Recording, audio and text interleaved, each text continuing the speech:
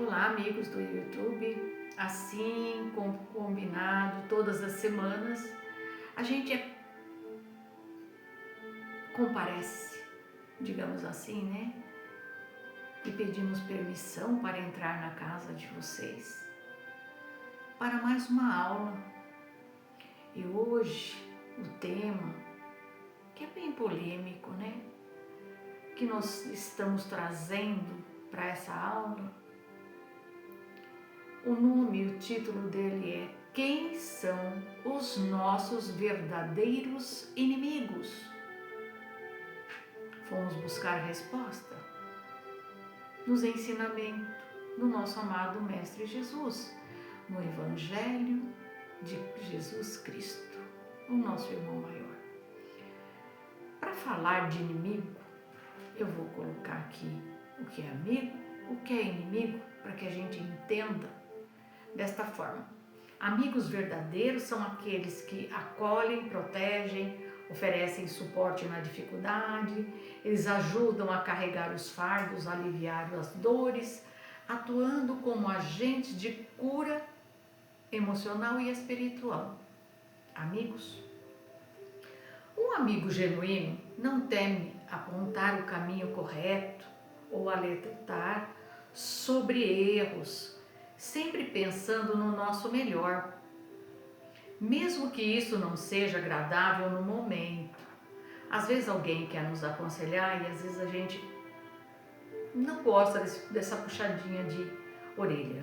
Mas como eles são amigos e só os amigos têm a liberdade para chegar e para colocar uma palavra de sabedoria, a gente aceita, mesmo que na hora a gente fique meio melindrado, é normal, mas depois a gente pensa, a gente fala, ainda bem que esse meu amigo me auxiliou no momento em que eu achava que estava certo, mas não estava.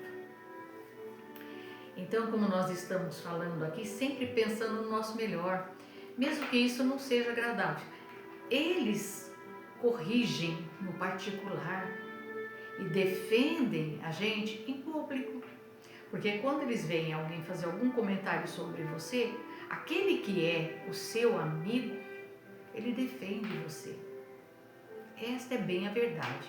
Aquele que sempre tem coragem de te falar a verdade, mas te ama a ponto de te defender.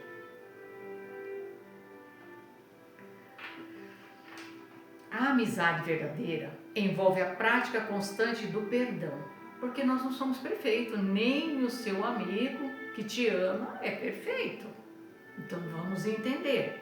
Entendendo que todos somos seres em evolução, sujeitos a erros, e os amigos se esforçam pela reconciliação, superando melindres e desavenças, né? Muitas vezes resquícios de amizades do passado. Por que eles têm, às vezes, sentem essa obrigação de amparar, Você pode perceber que às vezes a gente até acaba magoando, mas eles estão sempre do nosso lado. Por quê? Porque já tivemos uma afinidade, uma ligação, talvez de uma vida passada, né? Vamos entender assim. Uma marca importante do verdadeiro inimigo é a capacidade de se alegrar com a felicidade do outro, sem inveja ou pena, mesmo que a sua própria situação não seja igual. Né? Porque às vezes você está numa condição muito melhor financeira e as pessoas acham, né?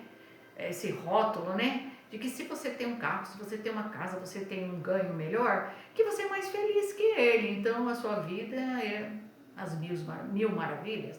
E não é assim, né, gente? Vamos entender que não é assim. Às vezes uma pessoa numa forma mais simples, né, numa vida mais modesta, às vezes consegue ter uma paz, uma harmonia, um casamento bom, os filhos praticamente assim, que são uma bênção, vamos dizer, embora seja muito difícil, né?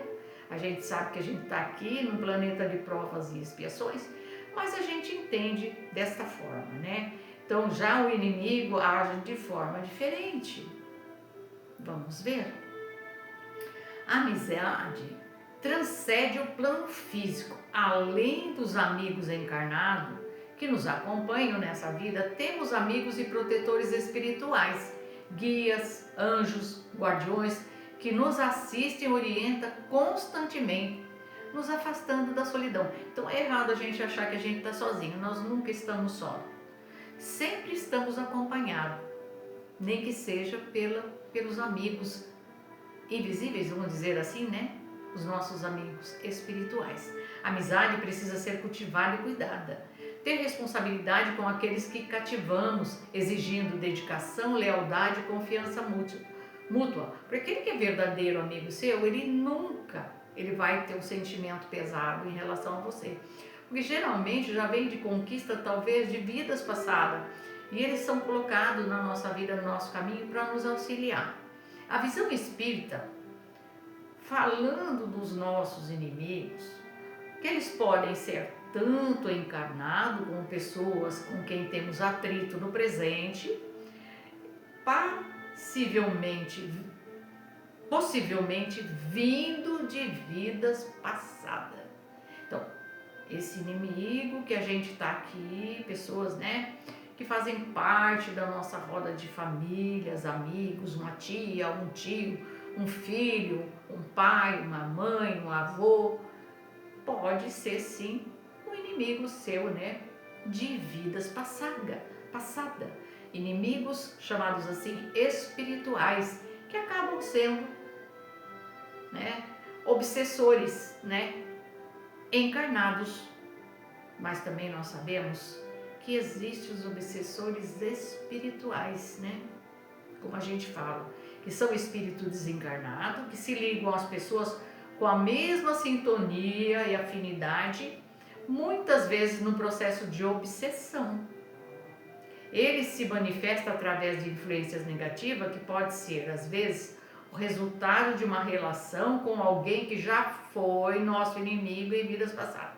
Então, é bom a gente entender que quando Kardec fez a pergunta do livro dos Espíritos, e ele perguntou sobre a presença e a atuação dos Espíritos na nossa vida, a presença deles, ele disse que eles interferem muito mais do que nós imaginamos. Então, nós estamos sempre rodeados de espíritos, tanto amigos como algum desafeto de vidas passadas. Agora, nós temos inimigos exteriores. O que significa isso? São os desafetos encarnados, aquele com quem a gente vive. Externo. São pessoas com quem temos desentendimentos.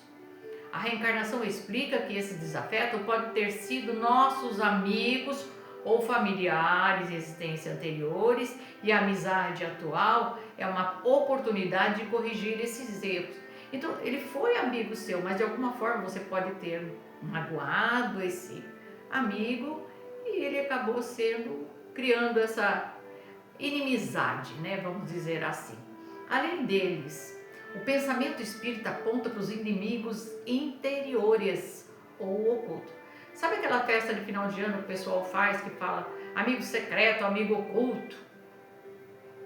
Que você só vai descobrir na hora, né? Que tem ali a brincadeira, né, de final de ano. Existe o inimigo oculto, que é aquele que você nem sabe que tem. E ele, às vezes, vive nessa reencarnação junto com você, só que ele não se apresenta como seu inimigo, mas e não vai perder a oportunidade para te prejudicar de alguma forma, né? Esses inimigos ocultos, que são os nossos próprios vícios, né? E tendências negativas como orgulho, egoísmo, ressentimento, a depressão e a exaltação. Esses são nossos inimigos interiores e ocultos, né? Também é uma forma. O desânimo é uma delas, que nos leva à inércia, independe, né? Não, impede a ação necessária para a nossa transformação.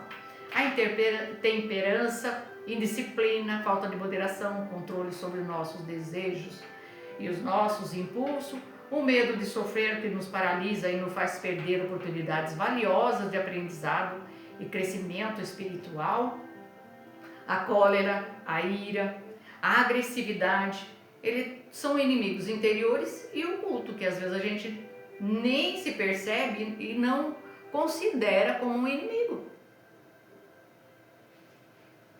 Esses inimigos interiores e ocultos, que às vezes a gente acha que não é, né? Então a cólera, como eu falei, são reações descontroladas que demonstram indisciplina mental e emocional. A inveja e o ciúme, olha aí, mais dois amiguinhos aqui, ó. São emoções que corroem a alma, impede o contentamento com as conquistas alheias. Então, de vez a gente torcer pelas pessoas que a gente conhece, né? Que nem a gente quando tem um filho que consegue alguma coisa, um carro, a primeira casa própria, a gente vibra com uma festa, um casamento, um neto que vem, a gente se felicita por eles, né? E deveria ser assim por todas as pessoas. Mas o ciúme e a inveja de certas pessoas não permite que a gente vibre e fique feliz quando o outro compra um carro, quando o outro compra uma casa, uma casa na praia, ou que ele encontrou um bom partido. Isso é inveja. Ciúmes. E o ódio, o rancor e a mágoa são sentimentos que geram grande sofrimento e nos sintonizam com a energia de espíritos inferiores. Então, nós temos que ter muito cuidado, porque a gente cai nessas armadilhas, né? De mágoa, ressentimento, e a gente começa a atrair para junto de nós os iguais, com os mesmos sentimentos, os mesmos pensamentos. E nós nos agrupamos por afinidade. Eu tenho falado muito isso para todos vocês, né? Então são sentimentos que geram grande sofrimento e nos sintonizam com energia e prejudicam até a nossa saúde mental. Porque eles passam a interferir de tal forma na sua mente que a pessoa às vezes até enlouquece. O egoísmo é um deles, considerado a chaga da humanidade pelo Espiritismo. É a raiz de muitos males e conflitos, colocando os interesses pessoais acima do coletivo. Então, se para mim tá bom, que se dane o próximo, o outro. É assim que as pessoas pensam. Importante que para mim esteja bom. Então, quando você é egoísta a esse ponto, você não se permite nem ser feliz e nem a felicidade alheia. Porque o que é bom é aquilo que não é só bom para mim, é bom para todos. O orgulho e a vaidade, a superestimação do próprio valor que nos leva a desprezar os outros e nos afastarmos da humanidade, né, da humildade, aliás, necessária ao progresso espiritual. Então, de vez em quando eu tenho uns trava-língua, tá, gente? É que eu tenho 2 toros enormes na língua e quando a língua bate no assoalho, às vezes a palavra sai errada. Me perdoe. Não estou querendo me justificar, mas acontece. A visão espírita corrobora com a ideia de que o âmbito das relações humanas e espirituais, um falso amigo disfarçado, é frequentemente mais perigoso do que um inimigo declarado. É lógico que se a pessoa sabe que seu inimigo, você já lida com ele mais com o dedo, né? Porque você sabe que ele é teu inimigo, né? Agora, aquele que você não sabe, que pode até passar-se por amigo, é aquele que se aproxima de você com um sentimento disfarçado, sem se declarar. Esse é mais perigoso ainda, porque ele te prejudica. Ele às vezes colhe informação da sua vida, fica a par de tudo e joga no ventilador, como a gente diz, né? Prejudica você de alguma forma. Usa da sua fragilidade em se abrir para usar isso como uma ferramenta contra você. A sinceridade, mesmo que hostil, às vezes, a pessoa é tão sincera, mesmo que ela seja um pouquinho hostil, mais dura com você, é considerada mais segura do que a falsidade. Pelo menos ele está sendo quem ele é, pois permite a pessoa de se preparar e saber exatamente com o que está lidando. O inimigo oculto versus o amigo oculto. Como eu disse na comparação aqui para vocês. O falso amigo age de forma dissimulada, muitas vezes motivado por invejas e outras paixões inferiores. Trabalha nos bastidores, é escondido, né? semeando a discórdia e a destruição de maneira silenciosa e traiçoeira. O falso amigo, ao nutrir tais sentimentos, torna-se um instrumento para influências espirituais negativas. Ele tem esse tipo de sentimento, outros espíritos com os mesmos sentimentos afins, né, como é que a gente diz, se aproxima dele, principalmente se for inimigozinho lá do desencarnado de vida passada. Ele vai se aproximar dele para poder fazer a vingança dele junto com o outro, né? Ele vai utilizar do que o outro já tem. E quem é o nosso, é o inimigo do meu inimigo? É uma pergunta que eu me fiz, né? Quem é o inimigo do meu inimigo? Pois se eu tenho um inimigo, eu acho que ele é meu inimigo, então eu sou inimiga dele. Então eu sou inimiga do meu inimigo. Olha como é fácil da gente saber, né? Então, somos nós mesmos. Agora, mas o pior de todos os inimigos, o nosso maior adversário, somos nós mesmos. Vocês sabiam? A qual temos que superar a cada dia. Porque a gente vê o erro do outro e não vê o nosso erro. A gente se acha, às vezes, muitas vezes, injustiçada. Que o outro é maldoso, mas às vezes a maldade também está dentro de nós. Porque nós não somos perfeitos.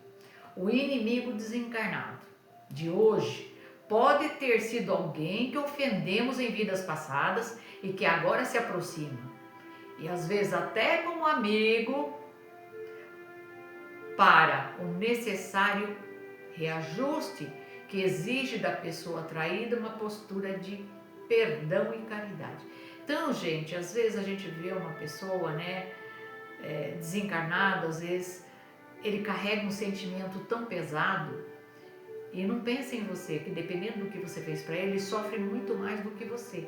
E eu tenho mais pena ou dó, se é que pode se dizer assim, do inimigo obsessor do que da própria pessoa que está sendo obsediada, porque pensa o que leva um espírito a agir daquela forma, o sofrimento que ele carrega porque não conseguiu perdoar e não desenvolveu a caridade dentro dele. Então faça você a sua parte, porque quando nós criamos uma inimizade, um inimigo, vamos dizer assim, criamos um laço fluídico, tá?